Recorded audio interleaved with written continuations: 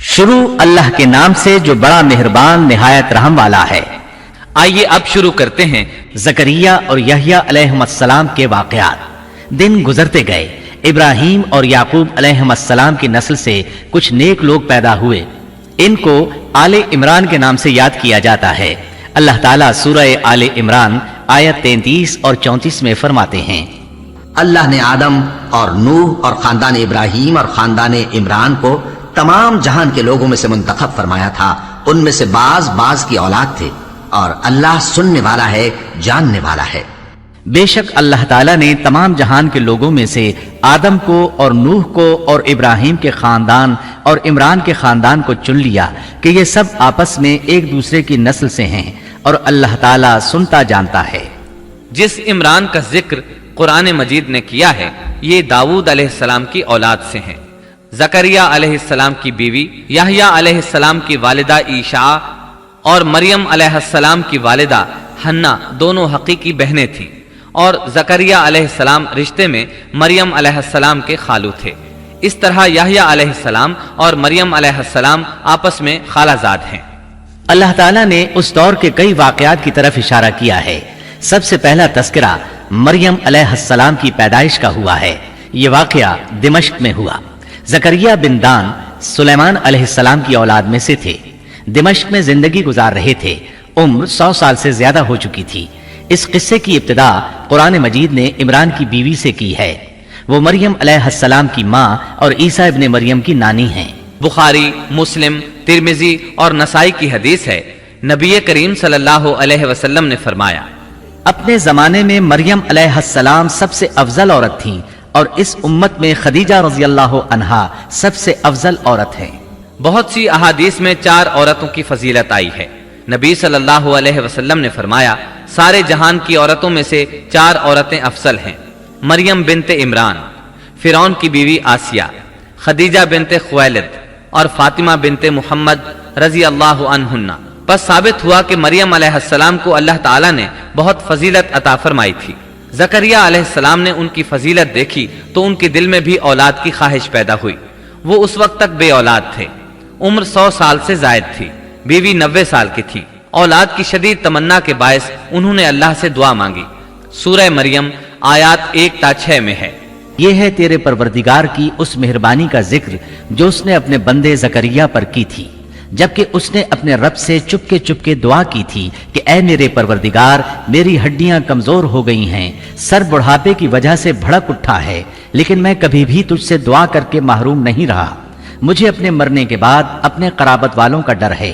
मेरी बीवी भी बांझ है, बस तू मुझे अपने पास से वारिस अता फरमा जो मेरा भी वारिस हो और याकूब के खानदान का भी जानशीन हो, और मेरे रब तू उसे मकबूल बंदा बना ले।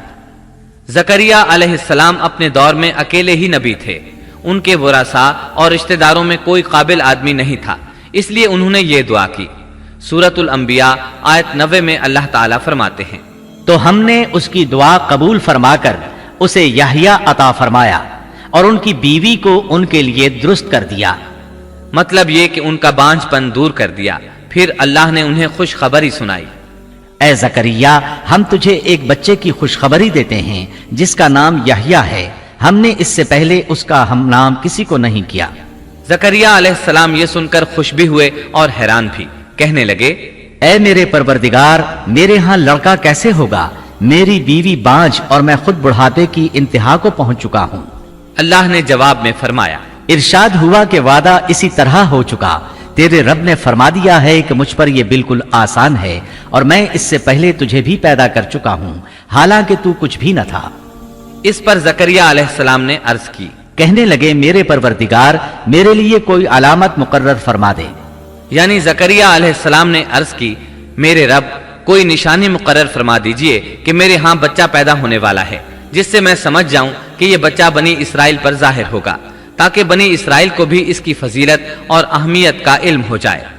तब अल्लाह ताला ने फरमाया कि तेरे लिए अलामत यह है कि तू भला चंगा होने के बावजूद 3 रातों तक किसी शख्स से बोल नहीं सकेगा। चुनाचे जब वो वक्त आया और वो किसी से बात करना चाहते तो कर नहीं सकते थे, अलबत्ता अपने जिक्र में सुबह शाम मसरूफ रहते, और ये निशानी थी इस बात की कि उनके यहाँ बच्चा पैदा होने वाला है। اللہ تعالیٰ سورہ مریم آیت 11 میں فرماتے ہیں، اب زکریا اپنے حجرے سے نکل کر اپنی قوم کے پاس آ کر انہیں اشارہ کرتے ہیں کہ تم صبح و شام اللہ کی تسبیح بیان کرو۔ اللہ تعالیٰ سورہ آل عمران آیت 39 میں فرماتے ہیں، چنانچہ وہ ابھی عبادت گاہ میں کھڑے نماز ہی پڑھ رہے تھے کہ فرشتوں نے آواز دی کہ زکریا، اللہ تمہیں یحییٰ کی بشارت دیتا ہے جو کلمۃ اللہ یعنی عیسیٰ کی تصدیق کریں گے اور سردار ہوں گے اور عورتوں سے رغبت نہ رکھنے والے اور ایک پیغمبر یعنی نیکوکاروں میں ہوں گے۔ بس فرشتوں نے اسے آواز دی جبکہ وہ حجرے میں کھڑے نماز پڑھ رہے تھے کہ اللہ تعالیٰ تجھے یحییٰ کی یقینی خوشخبری دیتا ہے جو اللہ تعالیٰ کے کلمے کی تصدیق کرنے والا سردار، ضابط نفس اور نبی ہے نیک لوگوں میں سے۔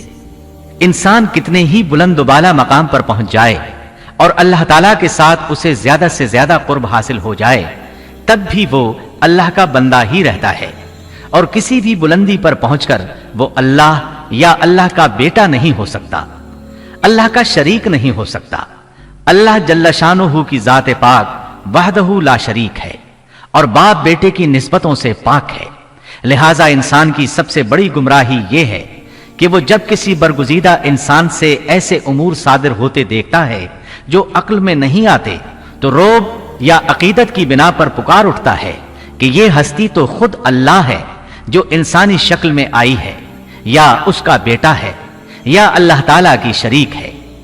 وہ یہ نہیں سوچتا کہ بلا شبہ ان واقعات کا جاری ہونا اللہ کی طاقت کے ذریعے ہے جو بطور نشان اس برگزیدہ انسان کے ہاتھوں جاری ہوئے۔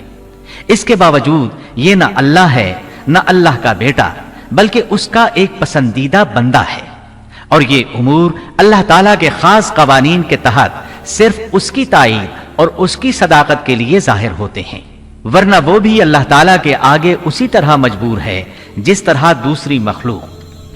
انہیں خوشخبری سنائی گئی کہ بہت جلد یحییٰ نامی لڑکا پیدا ہوگا، وہ عیسیٰ علیہ السلام کی تصدیق کرے گا۔ یہاں کلمت اللہ سے مراد عیسیٰ علیہ السلام ہیں۔ اس طرح زکریا علیہ السلام کے ہاں چاند جیسا بیٹا پیدا ہو گیا۔ یہ جو ہی بڑے ہوئے ان کے پاس اللہ تعالیٰ کا پہلا حکم پہنچا، اے یحییٰ، میری کتاب کو مضبوطی سے تھام لے، اور ہم نے اسے لڑکپن ہی میں دانائی عطا فرما دی۔ اللہ تعالیٰ نے آپ کو 9 عمر ہی میں حکمت اور دانائی عطا فرما دی۔ تفاسیر میں ہے کہ بچوں نے یحییٰ علیہ السلام سے کہا آؤ کھیلیں، انہوں نے کہا ہم کھیل کود کے لیے پیدا نہیں کیے گئے، اور اس وقت ان کی عمر صرف 5 سال تھی۔ اللہ تعالیٰ سورہ مریم آیت 13 تا 15 میں ان کے اوصاف بیان فرماتے ہیں، اور ہم نے انہیں اپنے پاس سے شفقت اور پاکیزگی بھی عطا فرمائی، اور وہ پرہیزگار شخص تھا اور اپنے ماں باپ سے نیک سلوک کرنے والا تھا، وہ سرکش اور گناہگار نہ تھا۔ اس پر سلام ہے جس دن وہ پیدا ہوا اور جس دن وہ فوت ہوا اور جس دن وہ زندہ کر کے اٹھایا جائے گا۔ مورخین لکھتے ہیں کہ یحییٰ علیہ السلام کی پیدائش کے صرف 6 ماہ بعد عیسیٰ ابن مریم علیہ السلام پیدا ہوئے، یعنی زکریا علیہ السلام کی دعا کے 6 ماہ بعد مریم علیہ السلام کی طرف بھی اللہ تعالیٰ نے وحی بھیجی تاکہ اللہ تعالیٰ انہیں عیسیٰ علیہ السلام جیسا لخت جگر عطا کریں۔ گویا یحییٰ علیہ السلام عیسیٰ علیہ السلام سے 6 ماہ بڑے تھے۔ یحییٰ علیہ السلام بڑے ہوئے تو اپنے والد زکریا علیہ السلام کے ساتھ بنی اسرائیل کو اللہ کی طرف دعوت دینے لگے۔ اس وقت ایک ظالم شخص ان پر حکمران تھا۔ اس نے اپنے بھائی کی بیٹی سے شادی کرنے کا ارادہ کیا، اگرچہ ان کے دین میں یہ حرام تھا۔ اس نے یحییٰ علیہ السلام سے اس شادی کی اجازت طلب کی، اس لیے کہ ان کی نبوت کا اس وقت تک چرچا ہو چکا تھا اور وہ ان کے درمیان شریعت کے مطابق فیصلے کیا کرتے تھے۔ فتویٰ لینے کے لیے وہ تحفے تحائف کے ساتھ آپ کی خدمت میں آیا۔ یحییٰ علیہ السلام نے لوگوں کو جمع کیا اور خطبہ دیا کہ لڑکی کی اپنے چچا سے شادی حرام ہے۔ بادشاہ اور وہ لڑکی یہ فیصلہ سن کر غضبناک ہو گئے۔ لڑکی نے بادشاہ سے کہا تم یحییٰ کو قتل کرا دو، تب ہماری شادی ممکن ہے۔ بادشاہ نے ان کی طرف اپنے سپاہی روانہ کر دیے۔ اس وقت یحییٰ علیہ السلام محراب میں نماز ادا کر رہے تھے، سپاہیوں نے انہیں قتل کر دیا۔ اس طرح بادشاہ نے اپنی بھتیجی سے شادی کر لی۔ اس کے بعد انہوں نے آپ کے والد زکریا علیہ السلام کو بھی قتل کر دیا۔ اس طرح اس دور کے 2 نبی قتل کر دیے گئے۔ عیسیٰ علیہ السلام باقی رہ گئے۔ آپ یحییٰ علیہ السلام کی زندگی ہی میں نبی قرار پا چکے تھے۔ اس وقت آپ کی عمر 30 سال سے کچھ اوپر تھی۔ امام بخاری رحمت اللہ علیہ نے صحیح بخاری میں حدیث اسراء کے تحت سیدنا یحییٰ علیہ السلام کے ذکر میں یہ روایت لکھی ہے کہ نبی کریم صلی اللہ علیہ وسلم نے فرمایا، جب میں دوسرے آسمان پر پہنچا تو دیکھا کہ یحییٰ اور عیسیٰ علیہم السلام موجود ہیں اور یہ دونوں خالازاد بھائی ہیں۔ جبریل علیہ السلام نے کہا، یہ یحییٰ اور عیسیٰ علیہم السلام ہیں، انہیں سلام کیجیے۔ میں نے انہیں سلام کیا، دونوں نے سلام کا جواب دیا۔ پھر دونوں نے کہا، آپ کا آنا مبارک ہو اے ہمارے نیک بھائی اور نیک نبی۔ سیدنا زکریہ علیہ السلام کے تذکرے میں یہ آ چکا ہے کہ یحییٰ علیہ السلام کی والدہ اور مریم علیہ السلام کی والدہ حقیقی بہنیں تھیں۔ اس لیے حدیث معراج میں نبی کریم صلی اللہ علیہ وسلم کا یہ فرمانا کہ سیدنا یحییٰ اور سیدنا عیسیٰ علیہ السلام خالازاد بھائی ہیں، اسی رشتے کی طرف اشارہ ہے۔ دنیا میں اس سے زیادہ شقی اور بدبخت کوئی اور نہیں ہو سکتا جو ایسی مقدس ہستی کو قتل کر دے جو نہ کسی کو ستاتی ہو اور نہ کسی کے مال و دولت پر نظر رکھتی ہو، بلکہ اس کے برعکس بغیر کسی طمع اور اجرت کے اس کی زندگی قوم کی اصلاح اور خیرخواہی کے لیے وقف ہو چکی ہو۔ چنانچہ نبی کریم صلی اللہ علیہ وسلم نے اسی بنا پر سیدنا ابو عبیدہ رضی اللہ عنہ کے اس سوال پر کہ قیامت میں سب سے زیادہ عذاب کا مستحق کون ہوگا، یہ فرمایا تھا، وہ شخص جو کسی نبی کو یا ایسے شخص کو قتل کرے جو بھلائی کا حکم کرتا ہو اور برائی سے باز رکھتا ہو۔ اقوام عالم میں صرف یہودی ہی ایک ایسی قوم ہے جس نے ایسے پاکیزہ نفوس کو بے تحاشا قتل کیا۔ اللہ رب العزت سورہ بقرہ آیت 61 میں فرماتا ہے، اور وہ نبیوں کو ناحق قتل کرتے تھے۔ انسان کو اللہ کے فضل و کرم سے کسی بھی وقت اور کسی بھی حالت میں نا امید نہیں ہونا چاہیے، مایوسی کو پاس نہیں آنے دینا چاہیے۔ کبھی ایسا بھی ہوتا ہے کہ انسان پورے خلوص اور پوری دل جمعی کے ساتھ دعائیں کرتا ہے اور مسلسل کرتا رہتا ہے، لیکن اس کے باوجود بھی مقصد حاصل نہیں ہوتا۔ لیکن اس کا یہ مطلب ہرگز نہیں کہ اللہ دعائیں سن نہیں رہا یا قبول نہیں کر رہا۔ اس قسم کی مایوسی اور خیالات کو کفر قرار دیا گیا ہے۔ اللہ تعالیٰ نے گزشتہ قوموں کے سنگین حالات بیان کیے ہیں۔ ان قوموں کی جان و مال میں ایسے حادثات اور پے در پے ایسی مصیبتیں پیش آئیں کہ اہل ایمان اور ان کے نبی پکار اٹھے، اللہ کی مدد کب آئے گی؟ ایسی سخت گھڑیاں خوشیوں کا پیش خیمہ ہوا کرتی ہیں اور مصیبتوں کا دور ختم ہو جاتا ہے۔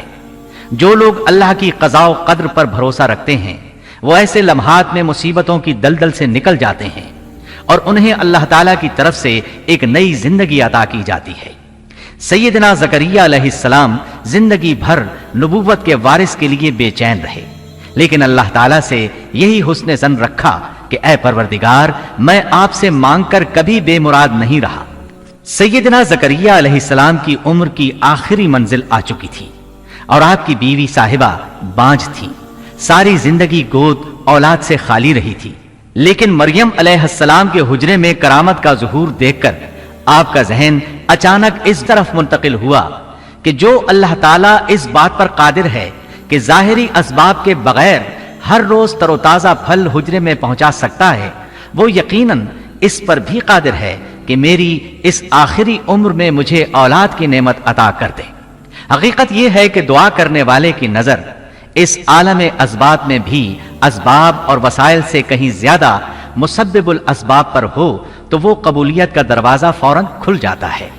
سیدنا زکریا علیہ السلام کو دوسرے ہی لمحے ایک عظیم فرزند کی بشارت دے دی گئی۔ اولاد کی خواہش ایک فطری خواہش ہے اور یہ خواہش قناعت اور زہد کے خلاف بھی قطعاً نہیں۔ قرآن کریم نے انبیاء کی زبان سے اس قسم کی دعائیں اور پکار ذکر کر کے یہ حقیقت واضح کر دی کہ انبیاء اور رسل جو زہد اور قناعت کے مینار ہوتے ہیں اس دواجی زندگی سے بری نہیں ہیں۔ اسلام میں اولاد کی خواہش کو فطری خواہش قرار دیا گیا ہے، تاہم یہ نقطہ بھی ذہن میں رہنا چاہیے کہ سیدنا زکریا علیہ السلام صرف اولاد ہی نہیں چاہتے تھے، صالح اولاد چاہتے تھے تاکہ وہ ان کے بعد دعوت کا کام جاری رکھے۔ اس لیے آپ نے اپنی دعاؤں کو پاکیزہ اور نیک اولاد کے الفاظ کے ساتھ خاص کیا۔ سورہ آل عمران آیت 38 میں ہے، اسی جگہ زکریا علیہ السلام نے اپنے پروردگار سے دعا کی، کہا کہ اے میرے پروردگار، مجھے اپنے پاس سے پاکیزہ اولاد عطا فرما، بے شک تو دعا کا سننے والا ہے۔